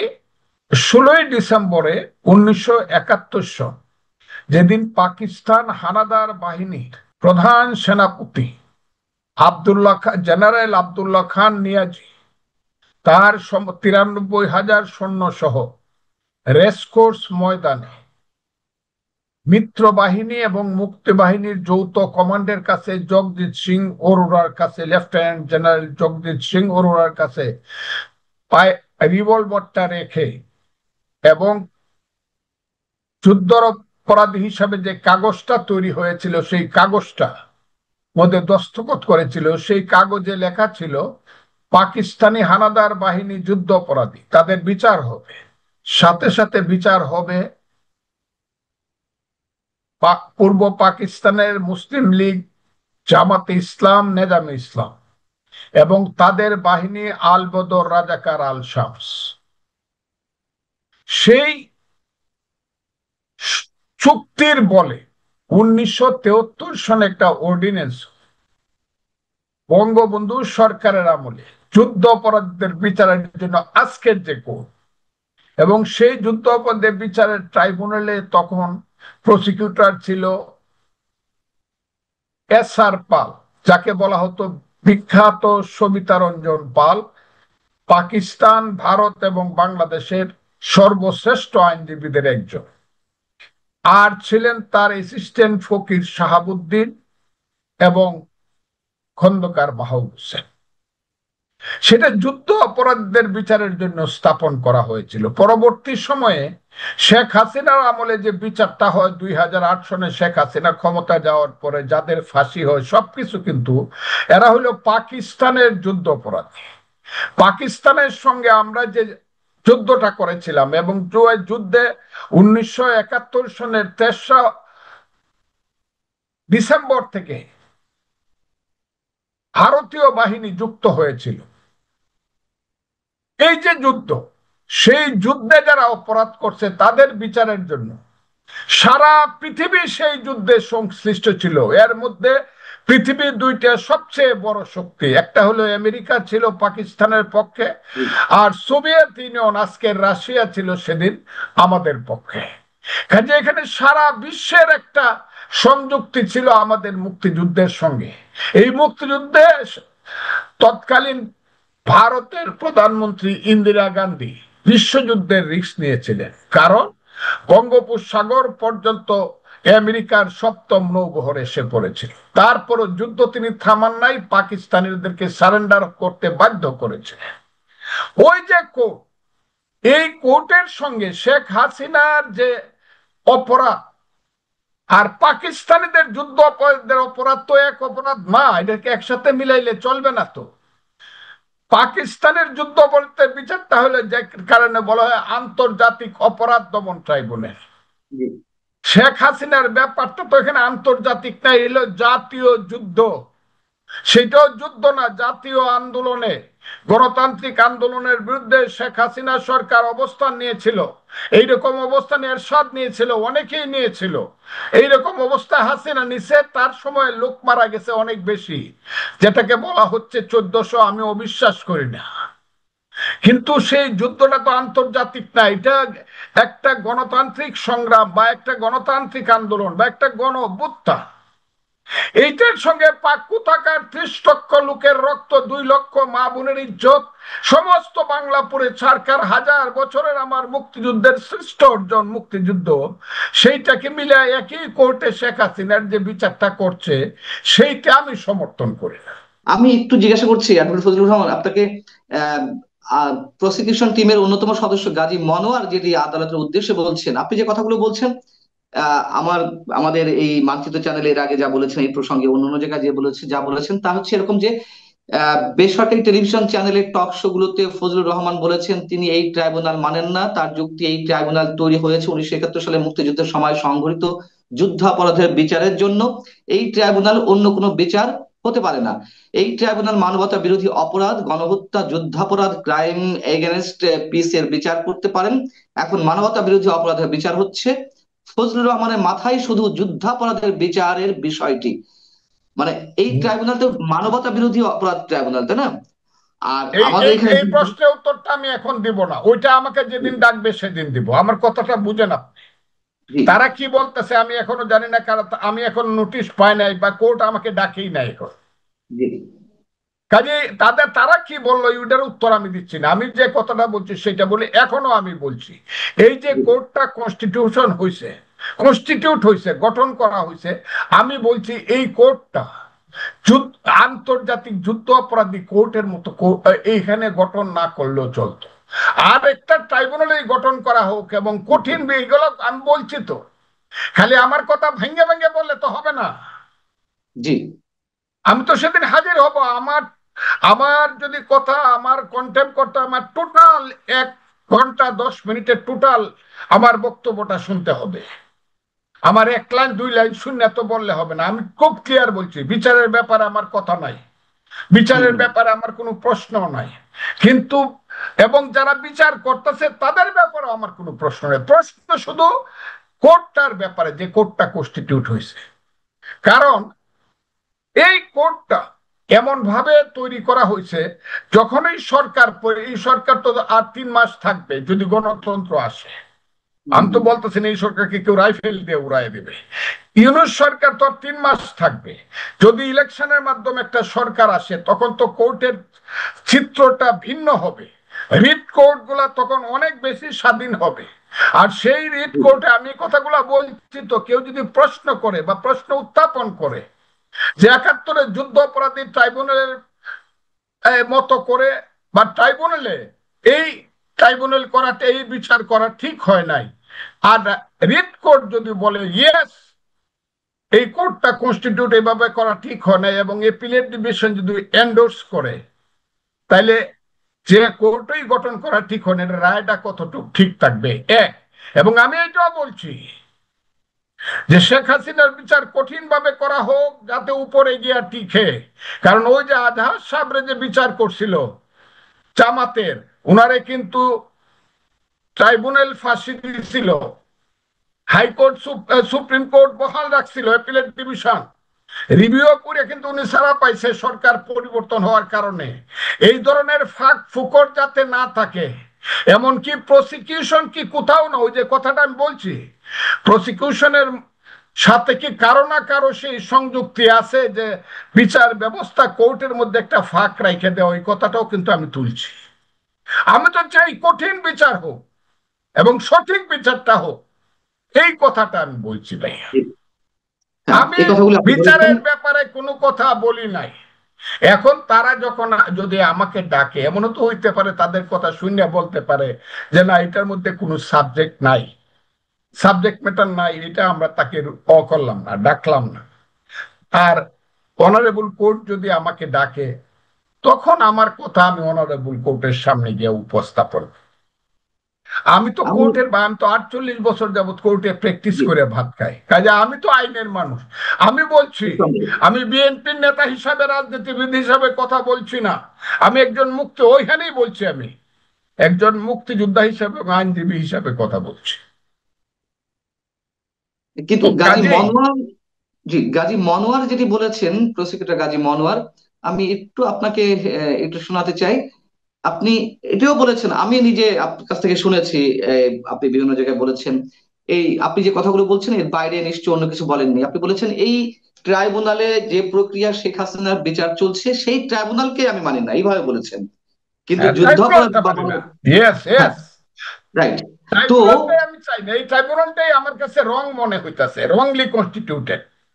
আপনি রাইট, আমার এই কথা কথাগুলো এটা আপনি আমি বলেছেন। বলতে পারবো না, তাইলে তারা জাতিসংঘের মহাসচিব রাইনে দাঁড় করা, মানবাধিকার যে 6টা সংস্থাকে আইনা দাঁড় করা, ওই যে হুম, হুম। ইউরোপের সমস্ত রাষ্ট্রগুলো বলছে এই বিচারটা সঠিক হয় না, এর মধ্যে ফাঁক, তাদেরকে আইনা দাঁড় করা। আমার মতো একজন নরম মানুষ পায়া, অসহায় মানুষ পায়া, আমাকে, আমার উপরে কেন বিচার চলছে? তাহলে সারা পৃথিবী বলতেছে বিচারটা এটা বোধহয় ঠিক হয় নাই, জাতিসংঘ থেকে দৈরে মানবাধিকার সবাই বলতেছে, আমি কি একা বলতেছি নাকি? এবং আমার কথাটা কি? প্রসিকিউটর কাজী মনোয়ার যেটি উল্লেখ করছেন এটি আমার কাছে কেমন যেন একটু খটকা, এই শব্দগুলো কেমন আচ্ছা, যেন। মনোয়ার যেটা উপস্থাপন করছে তাদের পক্ষে, যেদিন আমি যে আমার পক্ষে যদি আমাকে ডাকে, আমি তখন তাদের প্রশ্নের, আমি আজকে মনোয়ারের প্রশ্ন বা এদের কারণে, এদেরকে আমি আজকে রসগোল্লা খুঁজছিলাম, হাইকোর্টে রসগোল্লা নাই বইলা এদের কাছে পাঠাইতে পারছি না। ওই আমার এক বন্ধু আছে, ছোট বন্ধু, ওরে আমি তুমি ডাকি, তার নাম তাজুল ইসলাম, তিনি হলো চিফ প্রসিকিউটর। তিনি হুম, হুম। আবার ময়মনসিংহ মানুষ, জামালপুরের মানুষ, আমি তার ছোট ভাইয়ের মতো দেখি মনে করছিলাম। তাজুল যখন কেসটা করাইছে, ওর একটু মিষ্টি পাঠায়, আর যারা কেসটা করছে এদেরকে মিষ্টির সাথে একটু নিমকিও পাঠায়, এরা খুঁজে পাইছি না আমি। আমি হাইকোর্টে কোনো দেখা যাবে না, আমি মিষ্টি লই যাবো এদের জন্য। আমার কি আচ্ছা, হয়ে যায় জেল ফাঁসি, এইটা আমি আমার আহ, মানে যে কোর্ট, অনারেবল কোর্ট, তার কাছে আমি প্লেস করবো, অনারেবল কোর্ট যে রায় দেবে নিশ্চয়ই আমি সেটা মাথা পেতে। কিন্তু আমি মনে করি না যে আমি কোনো মহা অপরাধ করছি এখানে। কেউ বলে না, আমি বলছি। পৃথিবীতে অনেক সময় গ্যালিলিও বলছে সূর্য ঘুরে না, পৃথিবী ঘুরে, এই কারণে তার ফাঁসি হয়েছে। কিন্তু আজকে প্রমাণিত হয়েছে না পৃথিবী ঘুরে, গ্যালিলিও ঠিক ছিল। ওই যে সক্রেটিসেরও ফাঁসি, হেমলক পান করে মৃত্যুবরণ করতে হয়েছিল, এতে কি আইলো গেল? সত্য কথা তো একজন দুইজনই বলে, আমি তাই সেই কথাটাই বলতেছি। অ্যাডভোকেট ফজলুর রহমান, তার মানে আপনি বলতে চাচ্ছেন যে আপনার জেল ফাঁসি যাই হোক না কেন, আপনি এখনো মন্তব্য করতে চাইছেন যে শেখ হাসিনার বিচারের জন্য যেই ট্রাইব্যুনাল গঠিত হয়েছে বা যে ট্রাইব্যুনাল চলছে সেটি আপনি এখনো মানেন না, তাই তো? ট্রাইব্যুনালের গঠন প্রক্রিয়াটা সঠিক বলে আমার মনে হয় না, কারণ এটা হলো আন্তর্জাতিক যুদ্ধ অপরাধী ট্রাইব্যুনাল। এখানে আন্তর্জাতিক কোনো ব্যাপার শেখ হাসিনার সরকারের বা আমাদের আন্দোলনের ছিল না, এটা ছিল জাতীয় সমস্যা, সরকার পরিবর্তন অথবা পতন। এইটার মধ্যে আন্তর্জাতিক ওই যে তৃতীয় বিশ্বযুদ্ধ হয় নাই, যে সপ্তম নৌবহর আইসা পড়ছে বঙ্গোপসাগরে, পাকিস্তানের সঙ্গে ইন্ডিয়ার যুদ্ধ লাগে, এইগুলা মুক্তিযোদ্ধার সঙ্গে পাকিস্তানিদের 9 মাস, এটা হয় নাই তো। আমি তো বলছি সেইটা, সেই বিচার সেই জায়গা থেকে হিমালয়ের সঙ্গে আপনি, হিমালয়ের সঙ্গে আপনি টিলারে মিলাইতে যান কেন? বাঘের সঙ্গে বিড়ালে মিলাইতে যান কেন? আরেকটা কথা আপনাকে বলি, আমাদের দেশে বিচার এত সেন্সিটিভ, দুইটাই ম্যাজিস্ট্রেট কোর্ট। একটা মনে করেন ঢাকার যাত্রাবাড়ি থানার কোর্ট, আরেকটা মনে করেন সবুজবাগ থানার কোর্ট। যাত্রাবাড়ি থানার কোনো কেসে যদি সবুজবাগ থানার ম্যাজিস্ট্রেট একটা অর্ডার দেয়, এটা কিন্তু আইনগতভাবে সিদ্ধ হবে না। জি, আপনি কি আমার কথা? আমি আমি সেই জায়গা দুইজনে থেকে প্রশ্ন করছি, সেই হ্যাঁ, জায়গা থেকে প্রশ্ন করছি যে আপনি এখনো পর্যন্ত এবং শেষ পর্যন্ত এই কথাই আদালতের সামনে বলে যাবেন, জেল ফাঁসি দেওয়া হলেও, তাই তো? আমি বিচারের বিচারের ব্যাপারে আমার কোনো বক্তব্যই নাই। আমি বলতেছি কোর্টটা সঠিকভাবে কনস্টিটিউট হয় নাই বলে আমি মনে করি। এই মনে করাটা মহা অপরাধ কিনা, যদি কোর্ট মনে করে মহা অপরাধ, তখন আমি তাদের কাছে বিচার প্রার্থী হব, তারা যে বিচার করে সেই বিচার মানবো। কিন্তু আমি মনে করি না জি, যে আন্তর্জাতিক যুদ্ধ অপরাধ, যাদের যে যুদ্ধ কিন্তু অপরাধীরা এই দেশে 30 লক্ষ লোককে হত্যা করছে, 2 লক্ষ মা বোনের ইজ্জত ধ্বংস করছে, এই দেশের বুদ্ধিজীবীদেরকে, শত শত বুদ্ধিজীবীদেরকে হত্যা করছে, তারা যে বিশ্ব অপরাধী, এদের সঙ্গে হাসিনা সরকারের যে অপরাধ, তাদেরও অপরাধ, গুলি করে মারছে, তাদেরও ফাঁসি হোক, কিন্তু অন্য কোর্টে হোক, not G, in this court. এটা হলো কথা, অন্য কোর্ট করে হোক, এই বিচারকরাই করুক। জি। বিচারকদের উপর তাহলে আমার কোনো অনাস্থা না, অনাস্থাটা গাজী আমার মনোয়ার, বিচারকদের উপরে না। প্রসিকিউটর গাজী মনোয়ার আরেকটি মন্তব্য করেছেন, আপনার দৃষ্টি আকর্ষণ করছি, যে ফজলুর রহমান সুপ্রিম কোর্টে একজন জ্যেষ্ঠ আইনজীবী এবং বিএনপির সংসদ সদস্য প্রার্থী হিসেবে এ ধরনের মন্তব্য করার পরিণতি জানেন। তারপরও ফজলুর রহমান বিভিন্ন রাজনৈতিক হ্যাঁ, দল ওনারা জানে, কারণ এবং উনি উনি উনি শিবিরের ছেলে। আমার কথাটা বুঝেন, ওইটাই তাদের লাগছে খুব। ওই যে আমি বলছি প্রসিকিউশনের তাজুল ইসলাম থেকে সবাই শিবিরের লোক, এটাই তাদের লাগছে। তারা তো চাইতেছে কি পরিণতি করবে তারা, আমার আমার ইলেকশন বন্ধ করে দিবে তারা তো। আমি তো বলছি ওই যে তারা শত শত কোটি টাকা আমার বিরুদ্ধে তারা ইনভেস্ট করবে যাতে আমি নির্বাচিত হই, বিভিন্ন জায়গাতে বিভিন্ন পজিশন। বলছি আগে, এখন না। এই কথাটা তো আমি 8ই 10, আমি কি বলবো, এই কথাটা তো আমি এখন থেকে 3 মাস আগে বলছি, যখন আমাকে করা হয়েছে, দল থেকে এক্সপেল করা হয়েছে। আমার কথাটা খুব বোঝার চেষ্টা করেন। এটা তো আমি 25শে আগস্টের পরে 8ই সেপ্টেম্বর কথাটা বলছি ইটনাতে, যে জামাত আমাকে, যাতে আমি আমার দল থেকে নমিনেশন না পাই, যাতে আমি না করতে পারে, ওই না কত কথা। তারা দলকে হয়তো বা ইনফ্লুয়েন্স করতে পারে, যদি না পারে তারা ভিন্ন পথে, কুটিল পথে যাচ্ছে জামাত এখন। এই ছেলেটি তো জামাত শিবিরের ছেলে, এই ছেলে তো জানে যে আমি নমিনেশন পাইছি, আমি ইলেকশন করলে কি হইব, তাদের ক্যান্ডিডেটের 130টা সেন্টার আছে, একটা সেন্টারে যদি তাদের ক্যান্ডিডেট পাস করতে পারে, আমি চ্যালেঞ্জ করলাম, সেন্টার একটা একটা। কাজী ফজলুর রহমানের গলাটা হলো তাদের জন্য যন্ত্রণা, সেই গলাটা তারা বন্ধ করতে চায়। কিন্তু আল্লাহ উপরে, আমার দল আছে, আমার দেশের মানুষ আছে, আমার গলা সত্য কথা বলা থেকে বিরত হবে না। আমার শেষ পর্যায়ে যেটি জানার ইচ্ছে, যে আপনার বাড়ির সামনে মব ক্রিয়েট করা হলো, আপনার ছবি প্রিন্ট করে জুতার মালা পরানো হলো, আপনাকে অ্যাটাক করার জন্য নানান ধরনের চক্রান্ত করা হলো, বিএনপি থেকে আপনাকে বহিষ্কারের জন্য দাবি জানানো হলো, আপনাকে 3 মাসের জন্য আপনার সদস্যপদ স্থগিত করা হয়েছে, তারপরেও আপনি নমিনেশন পেয়েছেন। পরবর্তীতে এসে আবার ট্রাইব্যুনালে আপনার বিরুদ্ধে অভিযোগ জানানো হলো আদালত অবমাননার। এই সব কিছুকে আপনি কি একই সূত্রে গাঁথতে চাইছেন? একই যুদ্ধ সূত্রে কাঁদা এবং জামাত শিবিরের চক্রান্ত, স্বাধীনতা বিরোধীদের চক্রান্ত আমার বিরুদ্ধে। বাংলাদেশের মানুষ, 18 কোটি মানুষ, আপনারা যদি মনে করেন যে আমি মুক্তিযুদ্ধের সন্তান, আমার পক্ষে থাকেন। জামাত শিবির অবশ্যই। আমার বিরুদ্ধে কত চক্রান্ত করছে, এই লো কথাটা। এটা জি। তাদের চক্রান্ত, আর কিচ্ছু না। এবং সবশেষ আপনার আরেকটি মন্তব্য জানতে চাইছি যে এই ধারা কতদিন অব্যাহত থাকবে? আমি আপনার যতদিন মতো জীবিত মানুষকে আছি, যেভাবে আক্রান্ত করা হচ্ছে। ওই যে আপনি যে বলছেন আমাকে কত ষড়যন্ত্র চক্রান্ত, ফজু পাগলা কত কিছু বলতেছে, আমার মা রে নিয়ে, বাপ রে নিয়ে কত গালাগালি করতেছে, কত। আমি যে বলছি, আমি যদি 5 বছর বাইচা থাকি, এদের মুখে তালা লাগাই দিই। যারা আমার সাথে এইসব করতেছে, আল্লাহর রহমত, আল্লাহর রহমত, আমি বলে দিলাম, এদের মুখে তালা মেরে দিব। আপনিও 3 মাস জেল খাইতে আসলেন বিনা কারণে। হয়েছেন, অনেকেই হয়েছে, আরো হবে। কিন্তু আমার উপরে তাদের সার্বিক অপশক্তি প্রয়োগ করবে আমাকে থামানোর জন্য। বাংলাদেশের মানুষ যদি আমার পক্ষে দাঁড়ান, আমি আপনাদের কাছে কৃতজ্ঞ থাকব। বাংলাদেশের মুক্তিযোদ্ধারা আপনাদের ভাই ফজলুর রহমানের উপরে বিপদের ঘনঘটা। আপনারা যদি ফজলুর রহমানের পক্ষে থাকেন। কথোপকথনে আমাদের সঙ্গে যুক্ত রয়েছেন অবশ্যই সমসাময়িক বিষয় নিয়ে আলোচনার জন্য সিনিয়র সাংবাদিক এবং কলামিস্ট মাসুদ কামাল। আমরা একটু আলোচনা করতে চাই আহ যে নির্বাচন হওয়ার কথাবার্তা বলা হচ্ছে ফেব্রুয়ারির দিকে, সেই নির্বাচনে আসলে কি ঘটতে যাচ্ছে, কতটা অংশগ্রহণমূলক হবে, অথবা আওয়ামী লীগ সেখানে পার্টিসিপেট করতে পারবে কিনা? এর মধ্যে আমরা নানান পর্যায়ে দেখতে পাচ্ছি যে আন্তর্জাতিক বিভিন্ন মহল থেকে এক ধরনের চাপ সম্ভবত আসতে শুরু করেছে সরকারের উপরে আওয়ামী লীগ সহ ইনক্লুসিভ নির্বাচনের বিষয়ে। যদি আওয়ামী লীগ শব্দটা তারা এখনো পর্যন্ত উচ্চারণ করেনি, তবে অংশগ্রহণমূলক নির্বাচনের কথা বলছে। সাংবাদিক মাসুদ কামাল, আপনাকে স্বাগত জানাচ্ছি এবং একই সঙ্গে শুরুতে এই প্রশ্ন, আসলে নির্বাচনটা অংশগ্রহণমূলক হবে কিনা? এবং আপনার কথা বলার সুবিধার্থে আমি একটু ধরিয়ে দিই যে কমনওয়েলথের মহাসচিব শার্লি বোচোয়ে যে কয়েকদিন আগে বাংলাদেশ সফর করে গেলেন, সেখানে তিনি বিভিন্ন পর্যায়ে যে বৈঠকগুলো করেছেন প্রধান উপদেষ্টা সহ, এবং তার পরবর্তী যে ফেসবুক স্ট্যাটাস গুলো দিয়েছেন, সেখানে তিনি অংশগ্রহণমূলক নির্বাচনের কথা বলেছেন। আপনি বিষয়টিকে কি হিসেবে দেখছেন? এবং আমরা জানি যে কমনওয়েলথভুক্ত 56টি রাষ্ট্র রয়েছে। বিষয়টা হয়েছে কি যে আপনি এই যে কমনওয়েলথ মহাসচিবের যে আপনার পোস্টের কথা বললেন, এটা অবশ্য আমার চোখে পড়ে নাই। বাট আপনি যে কথাটা বললেন, নিশ্চয়ই আপনি দেখে তো বলেছেন। তো এটা যদি উনি বলে থাকেন, এবং বলাটাই স্বাভাবিক।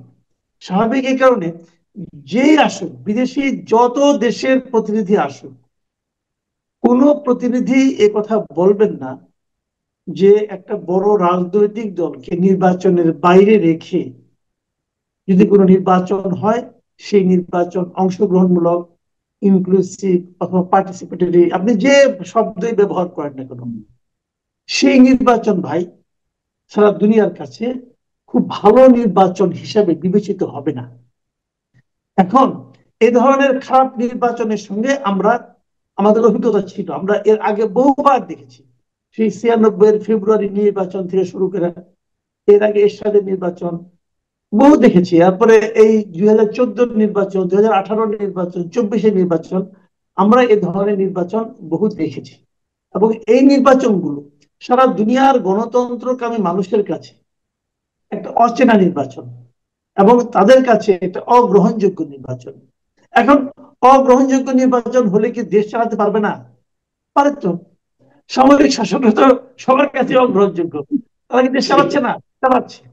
এখন কথা হলো যে ডক্টর ইউনূস, যিনি একটা অসাধারণ ইতিহাসের শ্রেষ্ঠ নির্বাচন দেওয়ার অঙ্গীকার করেছেন, বেশ বাহাদুরি করে গর্ব করে বলেছেন আমরা এমন একটা নির্বাচন দিব যেটা নাকি আমাদের জন্য সর্বশ্রেষ্ঠ নির্বাচন হবে, সেটা বলার পর যদি এরকম একটা নির্বাচন হয়, তাহলে সেটা আমি মনে করি জাতি হিসেবে আমাদের জন্য খুবই দুঃখজনক হবে। ইউনূস সাহেবের যদি মান সম্মান থাকে, ওনার জন্য অপমানজনক হবে। আর যদি মান সম্মান না থাকে, সেটা অন্য হিসাব, ওই হিসাব নিয়ে কথা বলতে পারবো না। কিন্তু ওনার মতো লোকের কাছ থেকে এই ধরনের নির্বাচন আশা করা যায় না। কিন্তু বাস্তবতা কি? বাস্তবতা হলো, উনি তো এর আগেও বলেছেন, মাঝখানে দেখলাম যে উনি বলেছেন যে আওয়ামী লীগের নির্বাচনে অংশগ্রহণ করার কোনো সম্ভাবনা বোধহয় নাই। এটা উনিও বোধহয় বলেছেন কিছুদিন আগে। সেই কথা উনি কিভাবে বলেছেন আমি জানি না, বলা স্বাভাবিক, কারণ আওয়ামী লীগকে স্থগিত করা হয়েছে তার রাজনৈতিক কার্যক্রম, আর নির্বাচন তো একটা রাজনৈতিক কার্যক্রমই, তাই না? ইসি তাদের আপনার নিবন্ধন স্থগিত করে রাখছে। তো এই সমস্ত কাজ মনে হচ্ছে যে সরকার অগ্রসর হচ্ছে এমন একটা নির্বাচন করার জন্য যে নির্বাচনে আওয়ামী লীগ থাকবে না, কিন্তু সারা দুনিয়া এটাকে ভালো নির্বাচন বলবে বলে আমার কাছে মনে হয় না ভাই। দুনিয়া গ্রহণ যদি নাই করে বা আন্তর্জাতিক যেই দাবিগুলো উঠছে আন্তর্জাতিক ভাবে, তাতে কি সেই দাবিগুলো উপেক্ষা করে করে চাপগুলো সামলাতে পারবে সরকার, অথবা নিজের মতো করে যা করা করতে পারবে? এখন সরকারের কি, সরকার তো ফেব্রুয়ারি পরে চলে যাবে, তাতে কিছু যায় আসে না। যেমন ধরেন হুম। আওয়ামী লীগ সরকার ছিল, আওয়ামী লীগ 2024 একে নির্বাচন করলো, ওইটা নিয়ে সারা দুনিয়ার লোক পছন্দ করলো না। ওটা কিন্তু আওয়ামী লীগের উপরে চাপ। চাপ কেন? সে আরো 5 বছর থাকার আগ্রহ নিয়ে নির্বাচনটা করেছে, থাকার নিয়ত নিয়ে হুম। নির্বাচন করছে। কিন্তু এদের তো সেরকম নিয়ত নাই। এদের কথা হলো আমি করে দিয়ে চলে গেলাম। এখন লোককে আপনি গালাগালি করতে পারেন, আপনি সমালোচনা করতে পারেন। এখন যদি মনে করেন যে যাই বলুক আমি কিছু মনে করবো না, আমি কিছু মাইন্ড করবো না, যদি সে মনে করে, এইবার যদি সিদ্ধান্ত নেয়, যদি কেউ সিদ্ধান্ত নেয় আমাকে যে যাই বলুক আমি অপমান বোধ করবো না, তাহলে তাকে আপনি কেমন করে বুঝাবেন যে ভাই এই কাজটা করা আপনার ঠিক হচ্ছে না? এখন ওনাদের ভাবভঙ্গি দিয়ে মনে হচ্ছে ওনারা সিদ্ধান্ত নিয়ে রাখছেন যে ওনারা কিছু মনে করবেন না, যে যাই বলে বলুক, কি আছে যায়, আমার কাজ তো আমি করতে পারলাম, নির্বাচন দিলাম একটা, শেখ হাসিনার ফাঁসি দিলাম একটা, পোর্টগুলি দিয়ে দিলাম, আমার তো মিশন সাকসেসফুল, মিশন কমপ্লিট, এখন আমি চলে যাবো আমেরিকাতে, সমস্যাটা কি? ঠিক আছে, না আপনি যেটা বলছেন সে তো যথেষ্ট লজিক্যাল বর্তমান বাস্তবতার প্রেক্ষিতে। কিন্তু কথা হচ্ছে পরবর্তী যে গভর্নমেন্ট আসবে এই ধরনের নির্বাচনের মধ্য দিয়ে তার স্থায়িত্ব নিয়ে কি কোনো প্রশ্ন থাকবে, মানে টেকসই হবে কিনা, কিংবা মাঝপথে গিয়ে কোনো ধরনের অনাকাঙ্ক্ষিত আরো রূঢ় বাস্তবতার মুখোমুখি আমরা হব কিনা, একটা আনরেস্ট সিচুয়েশন আবার নতুন করে তৈরি হবে কিনা এই বাংলাদেশে এই নির্বাচনকে কেন্দ্র এটা করে? আমার মনে হয়, এটা আপনার এই আশঙ্কাটা আমার কাছে খুবই সম্ভব, মানে এই আশঙ্কাটা হতে পারে বাস্তবায়িত। কারণ দায় সম্পূর্ণ সমস্যাগুলি যে বুঝবে পরের গভর্নমেন্টের উপর, পরের গভর্নমেন্টকে অনেককে বলবে যে আপনি তো আসছেন ক্ষমতায় ঠিক আছে, কিন্তু আপনি তো একটা সঠিকভাবে প্রতিনিধিত্বমূলক সরকার নন, কারণ এই দেশের অনেক একটা বড় রাজনৈতিক এই নির্বাচনে ছিল না, কাজে ওই নির্বাচন ছাড়া আপনি অনেকটা ওয়াকওভারের মতো করে আপনি আসছেন, ওয়াকওভার পাই আসছেন, কাজে এটা ওই সরকারের জন্য একটা বাড়তি চাপ হবে। কিন্তু আনফরচুনেট কি জানেন, আনফরচুনেটলি যখন আওয়ামী লীগের রাজনৈতিক কর্মকাণ্ডকে স্থগিত করা হলো, তখন কিন্তু এই যে বর্তমানে আওয়ামী লীগকে ছাড়া আর যারা বড় দল আছে যেমন জামাত ইসলামী অথবা বিএনপি, আমি দুইটাকে ধরি, বাদ বাকি সব তো আমার কাছে মনে হয় দুধ ভাত টাইপের দল। তো এই জামাত ইসলামী এবং বিএনপি এরা উভয়ই কিন্তু আওয়ামী লীগের এই নিষিদ্ধকরণটা চেয়েছিল। প্রথম দিকে বিএনপি একটু প্রতিবাদ করেছিল যে তারা কোনো দলকে নিষিদ্ধ চায় না। পরের দিকে এসে যখন নিষিদ্ধ ঘোষণা করা হলো, যখন নাকি যে হাসনাত আব্দুল্লাহরা তারা মিটিং টিটিং করলো, ঠান্ডা পানির মানে স্পর্শ পেয়ে পেয়ে আন্দোলন করলো, তখন কিন্তু বিএনপি আর কোনো প্রতিবাদ করে নাই। এবং আমি যতদূর জানি বিএনপি সরাসরি সম্মতি দিয়েছে যে আওয়ামী লীগকে নিষিদ্ধ করলে তাদের কোনো আপত্তি নাই। কাজে এটাতে বিএনপি চেয়েছে।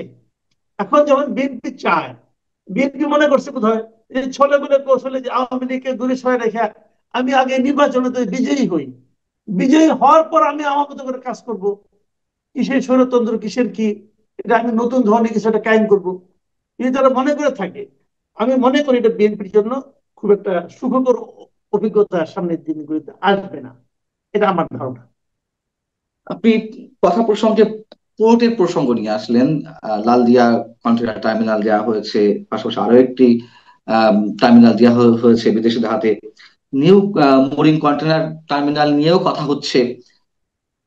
আমরা কোনো রাজনৈতিক দলের পক্ষ থেকে তুমুল কোনো বিরোধিতা দেখলাম না। এমনকি লালদিয়া কন্টেনার টার্মিনাল সহ আরো যেটি দেওয়া হলো বিদেশি কোম্পানিদের হাতে ইজারা দেওয়া হলো, সেই ঘটনার পরে আমরা কয়েকদিন পর দেখলাম তারেক রহমানের একটি ফেসবুক পোস্ট, যদিও হাইকোর্টে রিট করা হয়েছে সেটি নিউ মুরিং কন্টেনার টার্মিনাল নিয়ে। এ, সবকিছু মিলিয়ে আমি যদি প্রশ্নটা এরকম করি যে তারপরেও তো ফর্মালি বিএনপি বলেছিল যে আমরা চাই না এই সরকার এগুলো করুক, অনির্বাচিত সরকার। সিপিবি থেকে শুরু করে আরো বিভিন্ন রাজনৈতিক দল, ইভেন জামাতে ইসলামীও তারাও বিরোধিতা করেছে। এবং সেনা প্রধানও বলেছিলেন যে কোনো অনির্বাচিত সরকার এই ধরনের সিদ্ধান্ত নিতে পারে না, নির্বাচিত সরকারই আহ পোর্টের বিষয়ে সিদ্ধান্ত নেবে। তাহলে কি সবাইকে বুড়ো আঙ্গুল দেখিয়ে ডক্টর ইউনূস সরকার এমন একটি সিদ্ধান্ত নিল, নাকি আসলেই তিনি জানেন যে এই যে দাবিগুলো খুব দুর্বল দাবি, সো সে যা করার তাই করে যাবেন? বিষয়টি কেমন আপনার দৃষ্টিতে? দেখেন, হতে পারে আপনি যেটা বললেন, যে আশঙ্কাটা করলেন যে এটা একটা আসলে পাতানো খেলা কিনা, এই পাতানো খেলা হতে পারে, অস্বাভাবিক কিছু না। কারণ আমি লক্ষ্য করেছি ডক্টর ইউনূস সরকারের যে কোনো কর্মকাণ্ড যত বিতর্কিত হোক না কেন, সেই ব্যাপারে পলিটিক্যাল পার্টিগুলো মানে জামাত, বিএনপি, এনসিপি, এরা কোনো ধরনের সাধারণত প্রতিবাদ করে না। তারা যেন মেনে নেওয়ার জন্য বসেই থাকে, যেটা নাকি একেবারে নির্লজ্জের মতো হয়ে যায়। সেটা একটা লোক দেখানো মৃদু কোমল কোমল প্রতিবাদ তারা হতে বলে, মানে কথা বলে যে এটা আমরা চাই না, মানি না অথবা, কিন্তু তারপরে আগে শোনা। এর মধ্যে সবচেয়ে কঠিন যে মন্তব্যটা আমি পেলাম কালকে, আমি তারেক রহমান সাহেবের যে পোস্ট, এটা ওখানে উনি বেশ কঠিন ভাবে এলডিসি থেকে উন্নয়নের বিরোধিতা করলেন এবং পোর্টের ব্যাপারে বললেন। কিন্তু এর থেকে কোনো হেলদোল লক্ষ্য করা গেল, কোনো চেঞ্জ তো হলো না। যা বলেছেন বলেছেন, এরাও কিছু বলছে না, তারাও উনি ওখানে করে যাচ্ছেন। বাট রিয়েলিটি হলো কি জানেন, এটা ওনারা করতে পারেন, ওনাদের এই এখতিয়ার নাই। কারণ একটা জিনিস হলো, আপনি একটা নন ডিসক্লোজার এগ্রিমেন্ট করছেন, একবার এক এক কথা বলে। একবার বলে এটা G2G একটা কন্ট্রাক্ট হয়েছে, এটা প্রকাশ করা যাবে না। এটা তো G2G কন্ট্রাক্ট না, ওনারা তো কতগুলি প্রাইভেট প্রতিষ্ঠানের সঙ্গে চুক্তি করেছেন। G2G কি? PPA, government to government. এর গভর্নমেন্ট আরেক দিকে গভর্নমেন্ট কই? ওই দিকে গভর্নমেন্ট তো নাই। এটা যেটা এটাকে করছেন পিপিপি বলা ডেনমার্ক, হচ্ছে, পাবলিক প্রাইভেট পার্টনারশিপ, পাবলিক, হ্যাঁ, পিপিপি। পিপিপি। পিপিপি সে নন ডিসক্লোজার হয় কিভাবে? এগুলো একটা বিষয়। অনেকে প্রশ্ন তুলে আমাদের এখানে কি পোর্টগুলিতে দুর্নীতির আখড়া না? হ্যাঁ, আখড়া মানি। এই পোর্টগুলিকে ভালোভাবে চলুক, এটা চাই না? আমি হ্যাঁ চাই, চাই। কিন্তু বিদেশিরা কোনো আপত্তি আছে, আসুক, আমিও চাই আসুক বিদেশিরা, আমার তাও কোনো আপত্তি নাই। কিন্তু বিদেশিরা আসলে যে আমার বিরাট ক্ষতি হয়ে যাবে আমি তা মনে করি না। আমার কথা হলো কি, আপনি যে বিদেশিটা আনলেন, এই বিদেশি কোম্পানি কি পৃথিবীর একমাত্র বিদেশি কোম্পানি? আর কোনো কোম্পানি নাই। এই কোম্পানি জানলেন, এই কোম্পানি আনাই কি আমার জন্য সবচেয়ে লাভজনক হলো? এদের অফারটাই কি সবচেয়ে লাভজনক অফার ছিল? এটা কি কোনো প্রতিযোগিতামূলক পদ্ধতিতে আসছে? আমার প্রশ্ন তো ওই জায়গাগুলোতে। যদি প্রতিযোগিতামূলক ভাবে আসে, আমি যদি বুঝি এটাই বেস্ট, আমি দিব, কোনো সমস্যা নাই। প্রশ্ন হলো, এটা যে বেস্ট, এটা কে বুঝলো, কিভাবে বুঝলেন আপনি? সেটা আমার কাছে এক্সপ্লেন করেন। কারণ আপনি ওরা কোনো এক্সপ্লেন করবেন না, আপনার মতো করে চলবে, তা তো হবে না রে ভাই। দেখেন, অন্তর্বর্তীকালীন সরকারের দায়িত্বটা, সরকারের নামটাই অন্তর্বর্তীকালীন। তার মানে এরা দীর্ঘ সময় থাকতে আসে নাই, অন্তর্বর্তী একটা সময়। কি, এই সময় থেকে ওই সময় নতুন একটা নির্বাচিত সরকার আসা পর্যন্ত এরা থাকবে।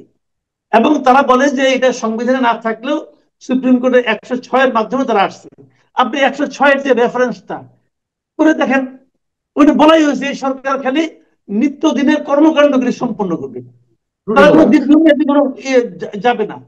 তাহলে তারা কোনো জ্ঞান, আপনি এই 3 মাসের সরকার 32 বছরের জন্য চুক্তি করলেন, এটা কেন পারেন? এক নম্বর।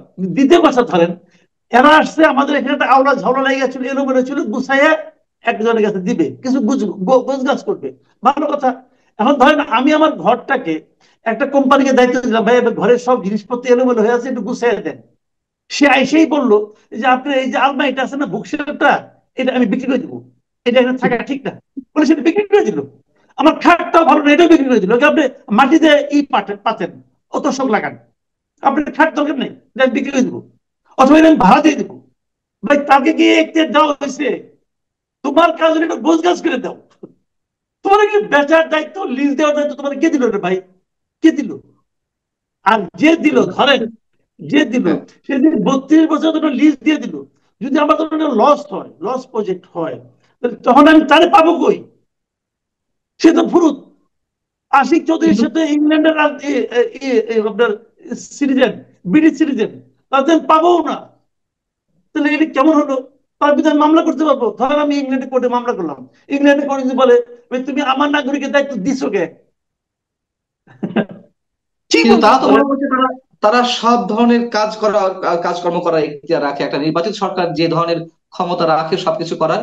হ্যাঁ অ্যাটর্নি এটা জেনারেল অ্যাটর্নি এটা জেনারেল বলেছে সুপ্রিম কোর্টে, হ্যাঁ হাইকোর্টে। অ্যাটর্নি জেনারেল বলেছেন, অ্যাটর্নি জেনারেল তো মহাজ্ঞানী সাহেব, উনি তো মহাজ্ঞানী, উনি বলেছেন। তো উনি যে বলেছেন, উনি তো বিএনপির নমিনেশন চান। হুম। তো উনি বিএনপির নমিনেশন চান, ইলেকশন করবেন।